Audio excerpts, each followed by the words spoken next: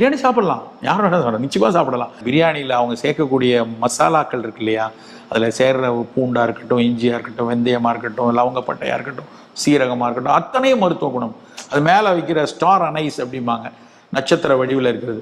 உங்களுக்கு தெரியுமான்னு தெரியல, அந்த ஸ்டார் அனைஸ் தான் வந்து டேமி ஃப்ளூ அப்படின்னு சொல்லக்கூடிய இந்த கோவிட் காலத்தில் முதலில் பயன்படுத்தலாம் என்று சொல்லி வந்த மருந்து அதுதான். பல வைரஸ்களுக்கு எதிரானது அந்த நட்சத்திர வடிவில் இருக்கிற அன்னாசி பூ. இன்னொரு தமிழ் பேர் அதுக்கு தக்கோலம். அந்த தக்கோலம்ங்கிற அந்த ஸ்டார் அனைஸ் வந்து அவ்வளோ மருத்துவம் கிடையாது. பிரியாணியில் இருக்க பல விஷயம் நல்லது. ஆனால் நான் நடுராத்திரி 2 மணிக்கு கொதிக்க கொதிக்க பிரியாணியில் ஒரு கோழி துண்டையை வச்சு சாப்பிடுவேங்கிறது ஒரு அநீதியான விஷயம்.